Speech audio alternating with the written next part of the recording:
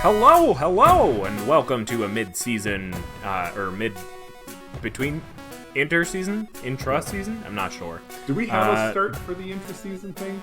I think our start is No. always sort of a variation of whatever, and then it's just sort of different every time, right? Yeah, it's just a little more casual. It's a little, Well, anyway, if you don't know what you're listening to, we're Temple of False Pod, where our decks are not optimized, but our plays sure as heck are fun. I'm Andy. I'm Bruce. Like I just said, we're between seasons right now. We like to do the 10 weeks on, 2 weeks off, and we decided a couple seasons back, let's do something with those 2 weeks so that we're not just stagnating. And so we figured bring you some short ones. False Bruce, Pod. I don't know if you know anything about short things, but it'll be short. Yeah, I know. I was hoping that joke all would... about short things. My podcast co-host. Yeah. I'm not that short. Hey, 6'4", everybody's short. Yeah, I guess that's true. Pretty close. Yeah.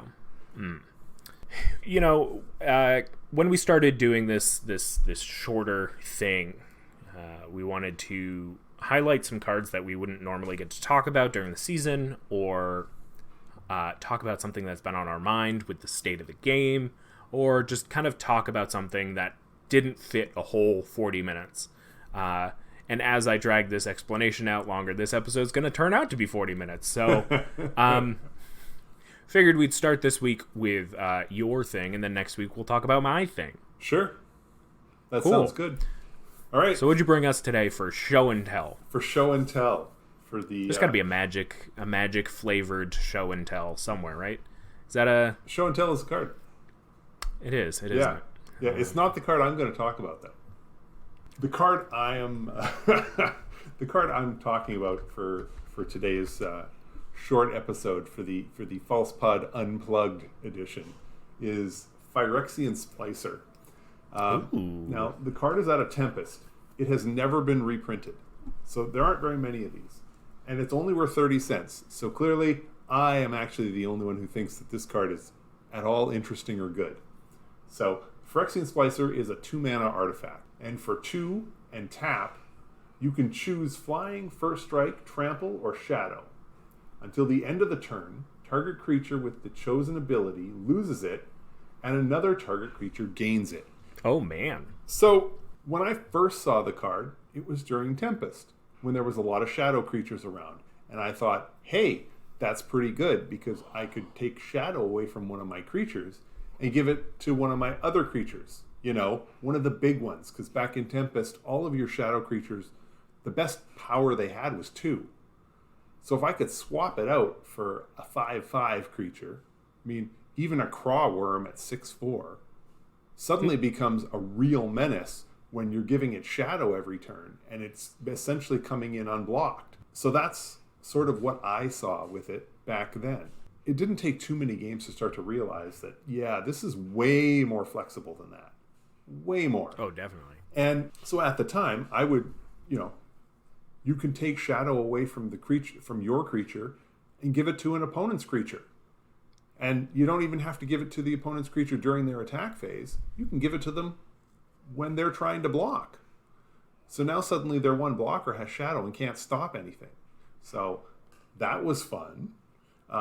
And when I had 2 opponents attacking each other, I could take shadow from one of my creatures and give it to one of my opponent's creatures and essentially make it unblockable. So I could mess with other people's combat too. And there's nothing I like better than messing around with my opponent's combat when they're swinging at each other like that.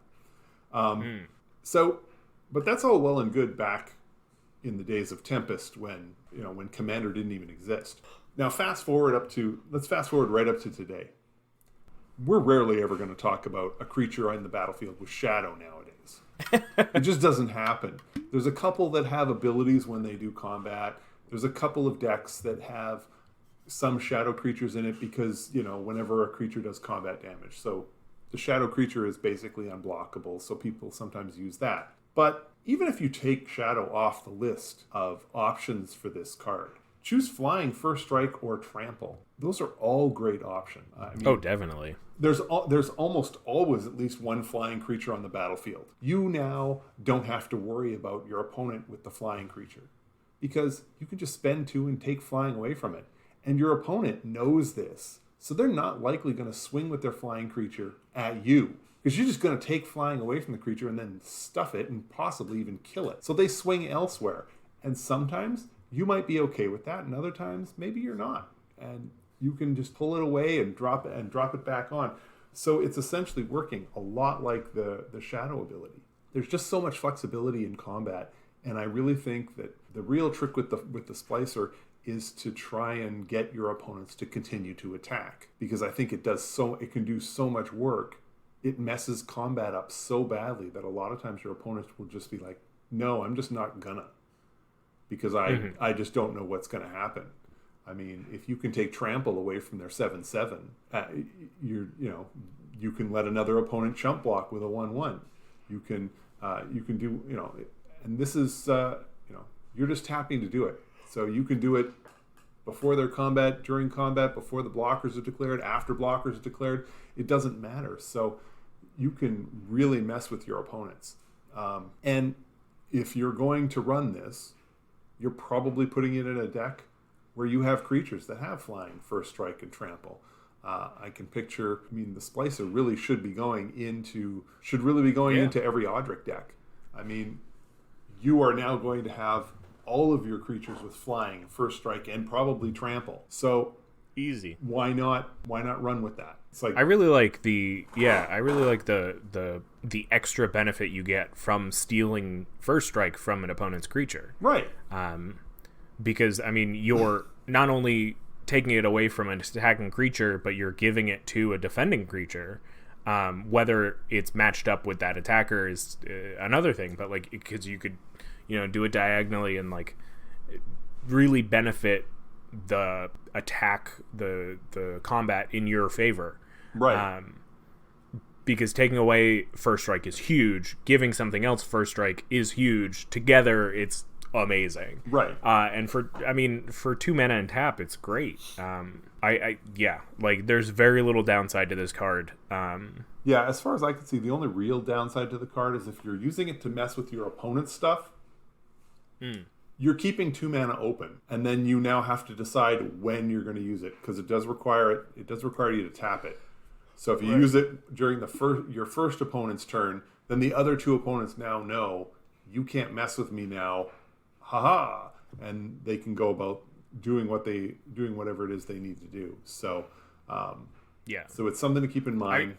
But yeah, I really like the fact that you can just mess with opponent on opponent, combat, and it really can just kind of come out of nowhere, because they'll know that it's on the battlefield, but without seeing it done in a game, it's very easy to fall into the mindset of, oh, he'll use that on his own things to give his stuff first strike and trample.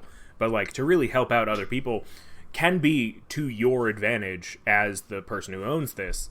It is amazing, because I will say, having played with this card often enough, even when it's sitting on the battlefield, people understand that, okay, I'm going to lose first. My creature with first strike could lose it. They don't take the next step and say, oh, and one of my other opponents now will suddenly have a creature that has first strike. You have to remember there's that double step. So if I'm sitting there with a 4/4 creature, even if you don't swing at me, then I just take away first strike. That's easy enough. And if you swing at me, now suddenly I have a 4/4 with first strike on top of it. That's something. It's really something to think about. So, Phyrexian Splicer, and it's still super. It's real good. So that's all I got. Yeah, great. Well, I guess join us next week when we talk about my card, which shall not be named yet.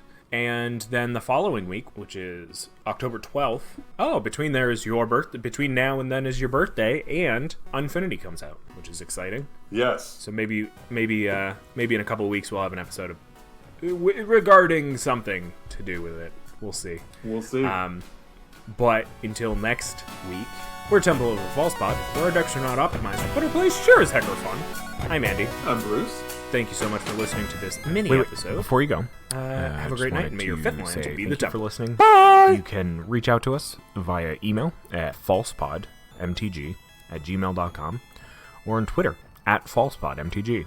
Bruce is at ManaBurned, and I'm at Andy Weekend, though you'll definitely notice I use the podcast Twitter far more often. Now that we've got you here, make sure you subscribe, like, rate us on whatever podcast platform you use. It helps us out. It gets us more reach. Subscribe to us on our YouTube channel. Like a video there. Leave some comments for more casual enjoyment. Thank you so much for listening. We'll be back with some more timeless discussions about all things casual. So come hang out, and may your fifth land be the temple. Bye-bye. Should I do my best, Bruce? Bye!